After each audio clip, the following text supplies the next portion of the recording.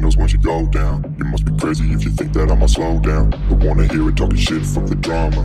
Keep it coming, I'ma send you to your mama.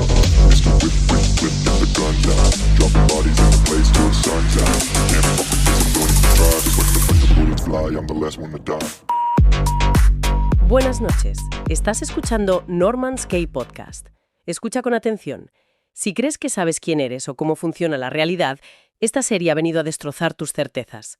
Hoy iniciamos el capítulo fundacional de una investigación que te entregará el mapa para reescribir tu propia vida. Hoy vamos a meternos de lleno en un material que, bueno, desde los años 60, sus lectores lo describen como adictivo y revolucionario. Totalmente. Una fuente que promete poner patas arriba todo lo que creemos saber sobre quiénes somos y cómo funciona la realidad. Hablamos del material de Seth. Exacto. Y quiero dejar algo claro desde ya. Esto no es una charla de autoayuda ni vamos a repasar clichés New Age. Para nada. La idea es sumergirnos en un sistema de pensamiento que choca de frente con la física, con la conciencia. Nuestra misión hoy es desentrañar el misterio de sus mensajeros, porque la historia de cómo nació es casi más extraña que el propio contenido. Es que el punto de partida es, como mínimo, desconcertante. Nos tenemos que ir a 1963. Los protagonistas, bueno, no son gurús ni buscadores espirituales, para nada. Son Jane Roberts, una poeta brillante, muy intelectual y sobre todo profundamente escéptica, y su marido Rob Boots, que era pintor. Llevaban una vida bastante normal, bohemia, modesta.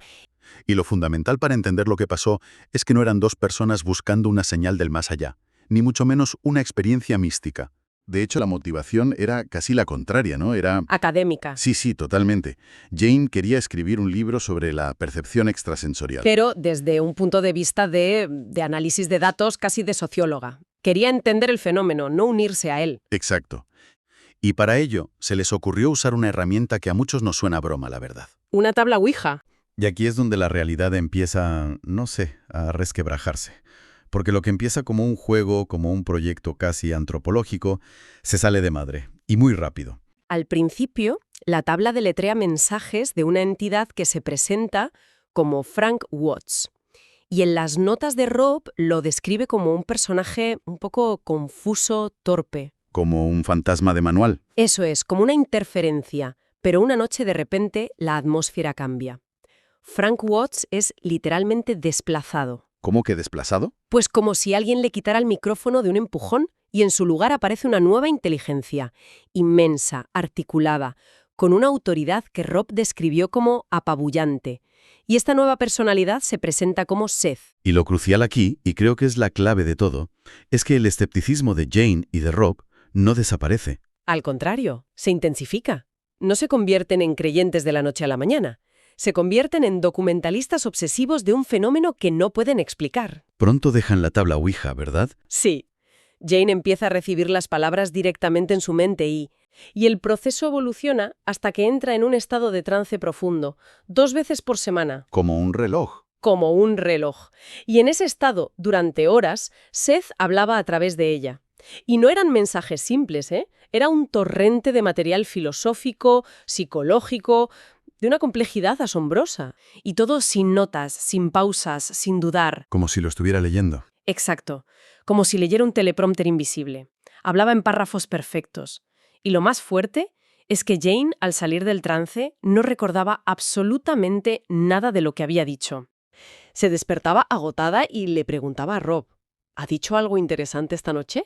El terror y la confusión debieron de ser absolutos, pensando que se estaba volviendo loca o que tenía un trastorno de personalidad múltiple. Su mente lógica estaba en guerra abierta con lo que le estaba pasando. Y esa resistencia inicial de Jane es posiblemente una de las claves más importantes de todo este asunto. Porque, si lo pensamos, lo verdaderamente extraño aquí no es el fenómeno en sí. La historia está llena de médiums y canalizadores. ¿Cierto? Lo realmente insólito, lo que nos ha traído a analizar este material, no es cómo hablaba. Sino lo que esa supuesta entidad empezó a decir. Exactamente. Es que, si esto fuera un engaño, tendríamos que admitir que es el engaño más elaborado, coherente e intelectualmente brillante de la historia. Sin duda. El esfuerzo para crear y mantener un sistema filosófico tan complejo, tan consistente, a lo largo de miles de páginas y más de 20 años, es casi más difícil de creer que la propia explicación paranormal. Bueno, requeriría un genio y una memoria sobrehumanas. Por eso, olvidemos por un momento el envoltorio paranormal. Centrémonos exclusivamente en el contenido, porque lo que se dictó a través de Jane Roberts es un sistema de pensamiento demasiado coherente como para despacharlo sin más. Vale. Vemos que el material nace para responder a un problema muy concreto, una especie de fractura interna del ser humano moderno, una neurosis cultural. ¿A qué te refieres con eso? Pues a un conflicto fundamental. Por un lado, tienes el relato de la ciencia materialista. Somos un accidente químico, un puñado de genes en un universo sin propósito. Exacto. No hay alma, no hay significado. Eres un mecanismo que nace, funciona y se apaga. Y por otro lado tienes la religión tradicional que te dice: Claro que tienes un alma, claro que hay un propósito.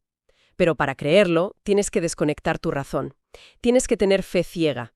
Y el resultado es que te sientes atrapado. O eliges la razón y te sientes un huérfano de significado en un universo frío. O eliges el significado y sientes que tienes que traicionar a tu propio pensamiento crítico. es una elección imposible. Estás entre un universo sin alma y un alma que te pide que renuncies a la lógica. Y justo en esa grieta es donde se mete la propuesta de Seth. No son mensajes de consuelo de todo va a estar bien. Lo que empieza a dictar es un sistema cosmológico completo, un armazón que busca unir esos dos mundos. El término que mejor lo define, aunque suene raro, es el de una física del alma. Física del alma. Suena a contradicción en sí misma. La física es lo medible, la materia. El alma es lo inmaterial. ¿Cómo se supone que construye un puente entre dos cosas que parecen irreconciliables? Pues atacando la idea de que están separadas. La premisa central es que no hay una división real entre espíritu y materia. La conciencia no es un producto del cerebro, es la materia la que es un producto de la conciencia. O sea, le da la vuelta a todo. Totalmente. Propone un modelo de realidad donde el pensamiento y la emoción no son efectos secundarios, sino las herramientas con las que se construye el universo físico. Y lo hace con ideas que en los 60 eran ciencia ficción. Y que hoy, curiosamente, empiezan a ser exploradas por la física cuántica o la biología de vanguardia. La propuesta es increíblemente ambiciosa, lo entiendo, pero eso no explica por qué enganchó a tanta gente. ¿Cuál fue la clave para que conectara de esa forma? Yo creo que la clave está en que el sistema no te pide que creas en él. De hecho, te dice lo contrario. Sí, la frase que se repite una y otra vez es: no me creas, ponlo a prueba.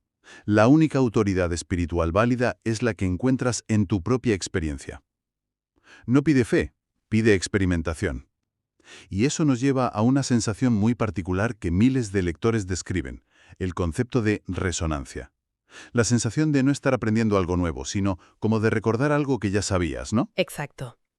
Es como llevar toda la vida jugando a un juego muy complejo, pero sin saber las reglas. Y de repente, alguien te pasa el manual de instrucciones. Esa es la descripción perfecta. Por fin entiendes lo que ha estado pasando todo el tiempo. Claro. Pero aquí salta la objeción lógica, ¿no?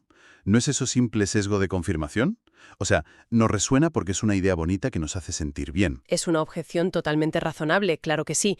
Yo también me la hago. ¿No será una especie de placebo intelectual? ¿Te da una estructura que calma la ansiedad y por eso resuena? No porque sea cierta. Es la pregunta del millón. Pero la respuesta que da el propio material es más sutil. No se trata de que suene bien a nivel intelectual, sino de que describe la realidad de una forma que la propia biología ya conoce instintivamente. ¿Como que la biología? Según esta visión, nuestras células, nuestro sistema nervioso, ya funcionan bajo el principio de que la conciencia da forma a la realidad. Es nuestro intelecto, educado en otra cultura, el que lo ha olvidado. Entiendo.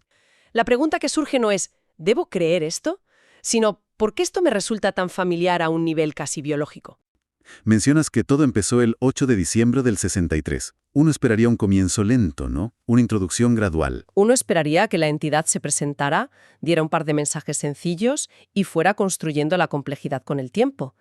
Pero es que no fue así en absoluto. Mientras Rob Boots todavía está procesando el cambio de nombre, la entidad ya está dictando conceptos de una profundidad metafísica brutal. No hay un calentamiento, no hay un hola soy un espíritu, os voy a contar cómo funciona el más allá. Cero. Es como encender la radio y encontrarte en mitad de una conferencia de física cuántica avanzada.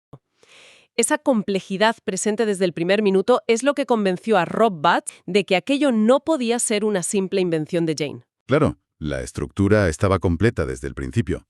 Lo cual nos lleva al propósito de este análisis que comenzamos hoy. Después de revisar todo este origen, la historia de Jane, los conceptos centrales, me queda claro que esto no pretende ser una biografía. No, no para nada. La vida de Jane es fascinante, pero el objetivo es otro. Su historia es la puerta de entrada. Pero lo que hay detrás es un mapa conceptual de la realidad. Y lo que nos interesa es intentar decodificar ese mapa. Explorarlo juntos como una investigación abierta. Sí, no para aceptarlo ciegamente, sino para analizarlo críticamente. Exacto. Y después de esta introducción, me quedo con ganas de explorar los territorios concretos de ese mapa. Por ejemplo, en los próximos análisis vamos a meternos de lleno en el tema de los sueños.